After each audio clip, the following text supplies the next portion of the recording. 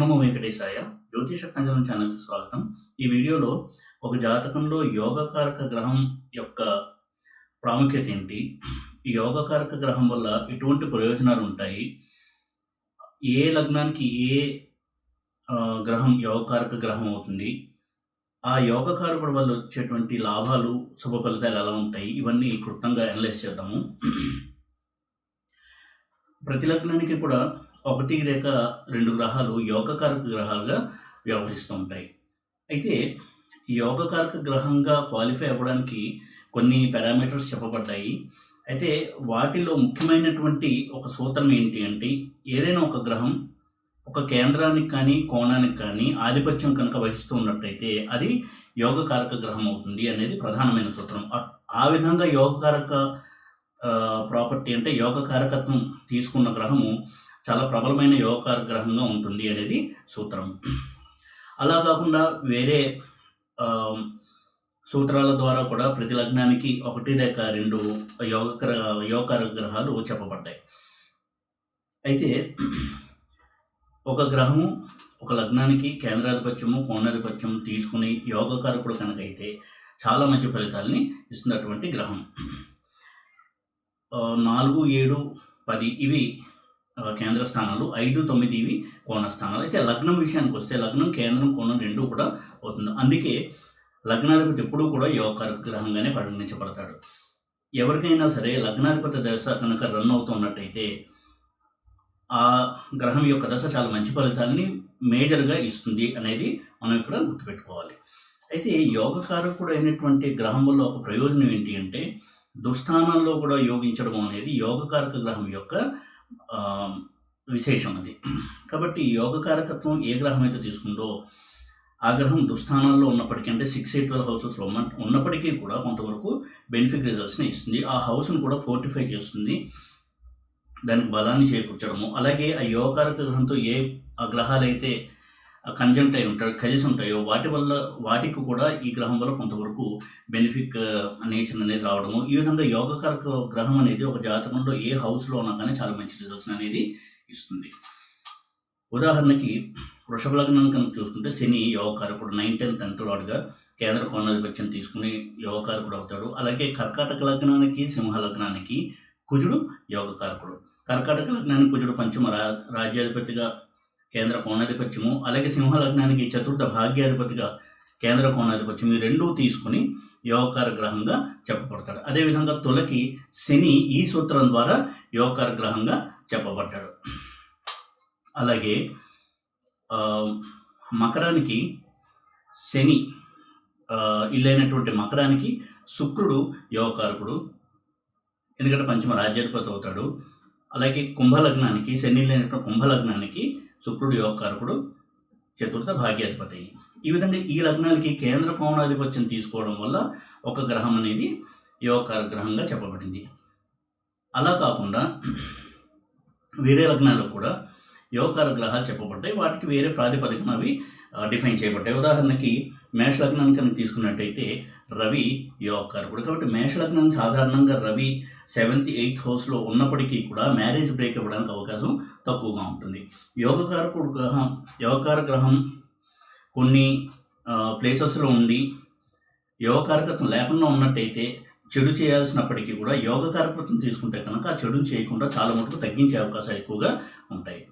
అదేవిధంగా వృషభ లగ్నం కిందకి చెప్పినట్టుగా శని యోగకారకుడు. మిథున లగ్నానికి శుక్ర శని వీరిద్దరూ కూడా యోగకారకులు వ్యవహరిస్తారు. అదేవిధంగా మిథున లగ్నానికి శుక్ర శని, కర్కాటక లగ్నానికి కుజుడు, సింహ లగ్నానికి కుజుడు, అదేవిధంగా కన్యా లగ్నానికి బుధ శుక్రులు ఇద్దరు కూడా యోగకారకులు. తులా లగ్నానికి శని యోగకారకుడు, శనితో పాటు బుధ చంద్ర వీరిద్దరూ కూడా యోగకారకులుగా వ్యవహరిస్తారు. అదేవిధంగా వృశ్చిక లగ్నానికి రవిచంద్రులు ఇద్దరు యోగకారకులు, ధను లగ్నానికి రవి కుజులు యోగకారకులు, మకర లగ్నానికి బుధ శుక్ర ఇద్దరు యోగకారకులు, కుంభ లగ్నానికి కుజ శుక్ర ఇద్దరు యోగకారకులు, అలాగే మీన లగ్నానికి కుజ గురు చంద్ర వీరు ముగ్గురు కూడా యోగకారకులు. ఎప్పుడైతే ఒక గ్రహం యోగకారకత్వం తీసుకుంటుందో చాలా మటుకు దుష్ప్రభావాలు తక్కువ ఇచ్చేటువంటి ఒక గ్రహంగా గ్రహాన్ని చూడాల్సి ఉంటుంది.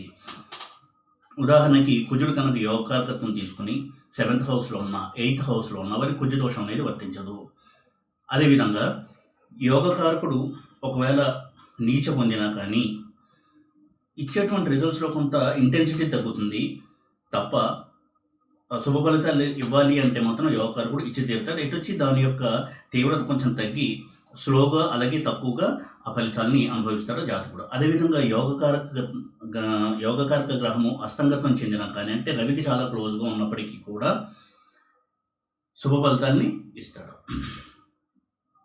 ఈ విధంగా యోగకారక ప్లానెట్ దుస్థానాల్లో ఉన్న నీచ పొందిన అస్తంగత్వం చెందినా కూడా మంచి ఫలితాన్ని ఇస్తాడు. అలాగే రిట్రోగ్రేడ్ అయినటువంటి యోగకారక గ్రహం కూడా చాలా స్ట్రాంగ్ అయ్యి శుభ ఫలితాన్ని ఇంకా ఎక్కువగా ఇస్తారు. అయితే వచ్చి ఆ ప్రాసెస్లో కొంత ఒడిదుడుకులు స్ట్రగుల్ అనేది ఉంటుంది రిట్రోగ్రేడ్ అవడం వల్ల.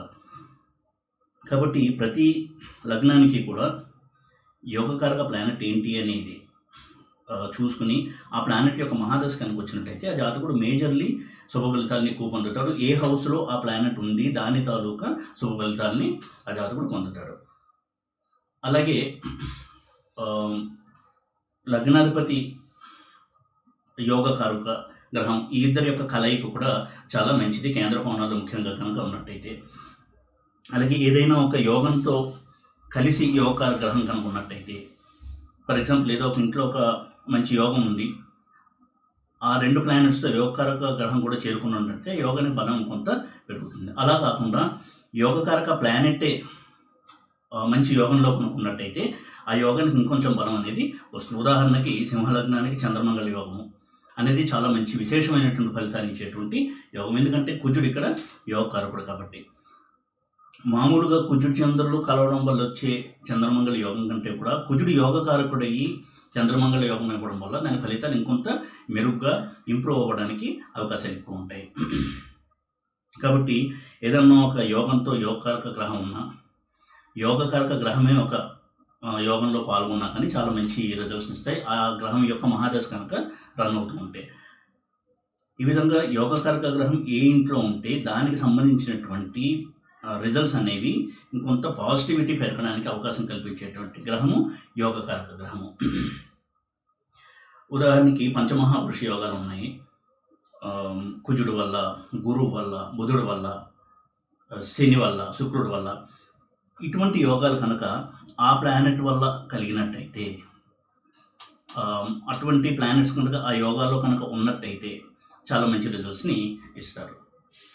ఈ విధంగా యోగకారక ప్లానెట్ ఎప్పుడున్నా కానీ చాలా మంచి రిజల్ట్స్ని ఇస్తాడు అనేది ప్రధానంగా మనం గుర్తుపెట్టుకోవాల్సినటువంటి ప్రాథమికమైనటువంటి సూత్రం.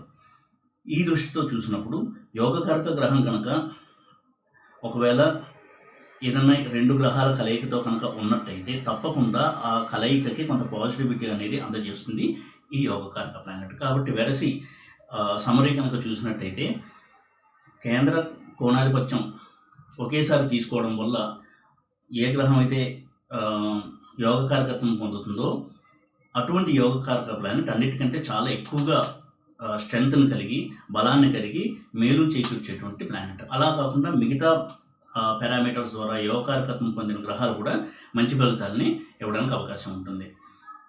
ఉదాహరణకి కర్కాటక లగ్నానికి, సింహ లగ్నానికి కుజ దోషం అనేది వర్తించదు. ఎందుకంటే కుజుడు వరకు యోగకారకుడు.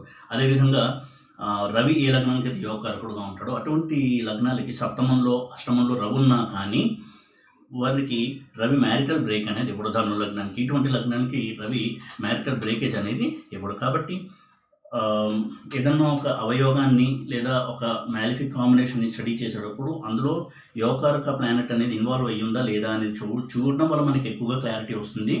ఎంతవరకు పాజిటివ్ రిజల్ట్స్, ఎంతవరకు నెగిటివ్ రిజల్ట్స్ అనేది వస్తాయని చెప్పడానికి. యోగకారక ప్లానెట్ ఎప్పుడూ కూడా నెగిటివ్ రిజల్ట్స్ ఇవ్వడానికి చాలా చాలా తక్కువ ఛాన్సెస్ ఉంటాయి. అదేవిధంగా ఒక్కొక్కసారి ఒక ప్లానెట్ యోగకారక అయ్యి అదే ప్లానెట్ బాధక ప్లానెట్ కూడా అవుతుంది. ఉదాహరణకి సింహలగ్నానికి కుజుడు బాధక ప్లానెట్, అంటే ఫిక్స్డ్ సైన్స్, స్థిర రాశులు ఏవైతే ఉంటాయో స్థిర లగ్నాలు వాటికి భాగ్యాధిపతి ఎప్పుడు కూడా 9th హౌస్ లార్డ్ ఇప్పుడు కూడా బాధక లార్డ్ అవుతారు. 9th హౌస్ అనేది బాధక స్థానం అవుతుంది. అలాగే చరరాశులకి 11th హౌస్ అనేది బాధక హౌసు. కామన్ సైన్స్కి అంటే మిథునం, కన్య, ధనుస్సు మీనం ఇటువంటి కామన్ సెన్స్కి 7th లార్డ్ బాధక లార్డ్ అవుతాడు. 7th house lord, 7th house బాధక స్థానం అవుతుంది. ఈ విధంగా యోగకారకత్వం బాధకత్వం రెండూ తీసుకున్నప్పటికీ కూడా యోగకారకత్వం అనేది తగ్గదు. బాధక ప్లానెట్ డెఫినేషన్ ఏంటి అంటే ఇచ్చే యోగాన్ని ఆ ప్లానెట్ ఇచ్చి దొరుకుతుంది. అయితే అందులో కొంతవరకు పోరాటము, ఘర్షణ ఇవి ఎక్కువగా ఉంటాయి తప్ప బెనిఫిట్ రిజల్ట్స్ ఇచ్చి తీరుతుంది. యోగకారకత్వం కనుక పొందినట్టయితే గ్రహం బాధకత్వం పొందినప్పటికీ కూడా. కాబట్టి బాధక అనేది పెద్దగా మనం ఎక్కువగా వరి అవ్వాల్సిన విషయం కాదు. యోగకారకత్వం కనుక ఒక గ్రహానికి వచ్చినట్టయితే తప్పకుండా జాతకుడికి ఆ గ్రహం మంచి రిజల్ట్స్ని ఇచ్చేటువంటి గ్రహంగా పరిగణించాలి. ఈ విధంగా ఈ పారామీటర్స్ అన్ని చూసుకుని ఎంతవరకు యోగకారక గ్రహం అనేది జాతకుడికి మెయిల్ చేస్తుంది అని అనలైజ్ చేయడానికి ఇది ఉపయోగపడుతుంది. ఈ వీడియో కనుక మీకు నచ్చినట్టయితే లైక్ చేసి, షేర్ చేసి, సబ్స్క్రైబ్ చేయండి. ఓం నమో వెంకటేశాయ.